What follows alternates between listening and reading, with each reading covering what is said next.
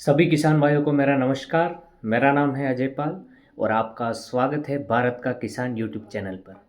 आज हम बात करेंगे कि चने में किस प्रकार के कीट पाए जाते हैं और उन पर नियंत्रण कैसे किया जाए।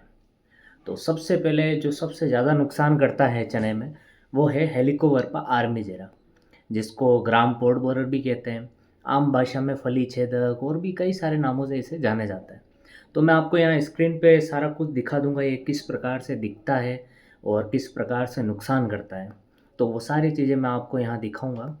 तो सबसे पहले बात करते हैं कि इसकी क्या क्या अवस्थाएं होती है। ये अलग अलग अवस्थाओं में बड़ा होता है। जैसे पहले अंडा होता है, फिर लार्वा होता है, फिर उसके बाद होता है प्यूपा और फिर बाद में अडल बनता है, जिसको हम तितली फुंदी कई अलग अलग नामों से जाना जाता है। तो यह मैंने मेंशन कर दिया है। तो यहाँ आप पूरा देखिएगा ये किस प्रकार से बड़ा होता है। ये तो बात होगी कि ये बड़ा कैसे होता है। और इसमें मुख्यतः जो कीट पाए जाते हैं वो दो प्रकार के ही पाए जाते हैं और दोनों की अवस्था सेम होती है। तो जो ये हेलिकोवर्पा आर्मीजेरा है, ये क्या करता है कि पहले नर्म जो पत्ती होती है चने की उसको खाता है और उसके बाद ये क्या करता है कि जो फली होती है उसके अंदर घुस जाता है और उसको खाता है। इसको आप देखोगे तो ये फली के अंदर आधा रहेगा और बाहर लटका हुआ रहेगा। तो इस प्रकार से इसकी जो इसको पहचाना जा सकता है कि ये हेलिकोवर्पा आर्मीजेरा है, पोर्ट बोरर है, फली छेदक है। तो इस पे किस किस प्रकार का हम नियंत्रण करेंगे, कौन सी दवाइयों का उपयोग करेंगे, वो आगे मैं बताऊंगा। तो ये तो हो गया पहला कीट। अब दूसरा कीट पाया जाता है, उससे कटवर्म कहा जाता है। और कटवर्म का नाम से ही ये है कि ये पौधे को काट देता है तने की जैसे। जैसे आप है ना, जो भूमि की सतह होती है उसके ऊपर जो तना होता है वहाँ से उसको काट देता है, जो मैं आपको यहाँ दिखाऊंगा, आप देख सकते हो।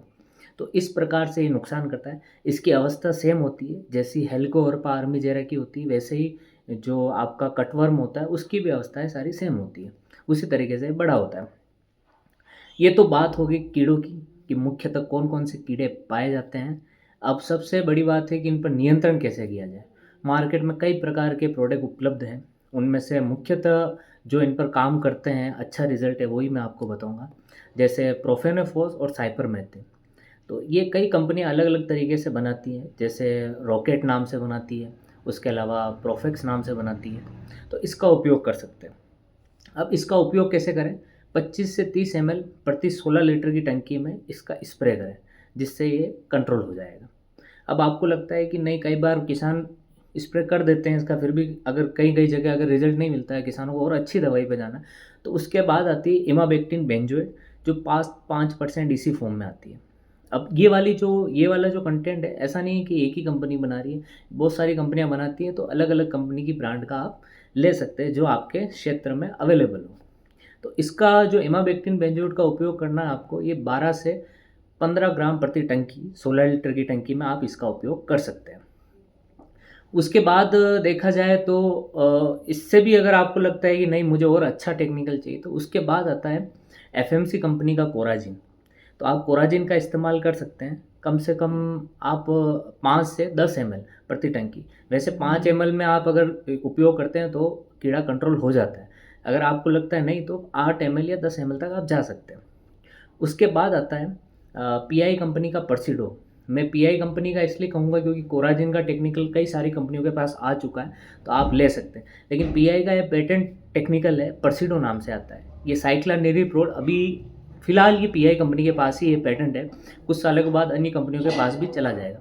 तो अभी पर्सिडो नाम से अवेलेबल है, तो इसका उपयोग आप कर सकते हैं। कम से कम इसका उपयोग 10 ml से 16 ml प्रति टंकी आप उपयोग कर सकते हैं। इन दवाइयों से बाहर आपको जाने की ज़रूरत नहीं पड़ेगी। इन दवाइयों से आपका जो कटवर्म है, हेलिकोवर्पा आर्मीजेरा है, ये कंट्रोल हो जाएगा। और यही है पूरी जानकारी कीड़ों के बारे में और उन पर नियंत्रण कैसे किया जाए। अगर अधिक जानकारी चाहिए कि और भी आपके कई सवाल हो, तो आप कमेंट करके मुझे बताएं, ताकि मैं कमेंट में आपको सारे सवालों के जवाब दे सकूं। यहाँ तक वीडियो अच्छा लगा तो लाइक कमेंट शेयर ज़रूर कीजिएगा और सब्सक्राइब कीजिए और ज़्यादा से ज़्यादा लोगों के पास शेयर कीजिए, ताकि ज़्यादा से ज़्यादा किसान जुड़ पाए और जानकारी प्राप्त कर पाए। यहाँ तक बने रहने के लिए शुक्रिया, धन्यवाद, राम राम।